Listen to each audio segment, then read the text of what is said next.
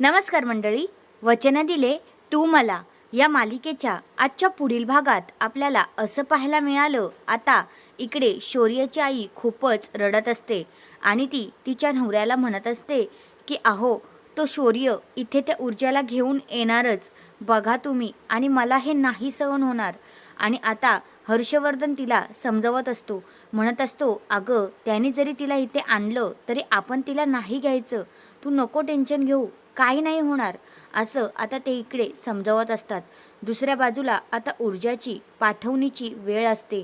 तेवढ्यातच आता कुमुदिनी मॅडमना ऊर्जाची आई म्हणते की अहो मॅडम, मला इकडे पाठवता येणार नाही ऊर्जाला, कारण आता ऊर्जाचं लग्न तर झालं आहे, मला माहिती आहे, माझा तुमच्यावर विश्वास आहे, शौर्यवर सुद्धा आहे, पण मला आता हर्षवर्धनचं पण बघावं लागेल. त्यांचं जर इच्छा नसेल आणि तिथे ऊर्जा गेली तर मला हे नाही जमणार. त्यांची पण इच्छा तेवढीच महत्त्वाची आहे ऊर्जासाठी, असं मला वाटतं, असं पूर्वा इकडे सांगते आणि म्हणते आता मी ऊर्जाची पाठवणी नाही करणार. तर आता हे सगळं ऐकून शौर्याला तर धक्काच बसलेला असतो आणि कुमुदिनी मॅडमला सुद्धा. तर हा आहे आजचा पुढील भाग. तुम्हाला कसा वाटला ते कमेंट करून नक्कीच सांगा. धन्यवाद.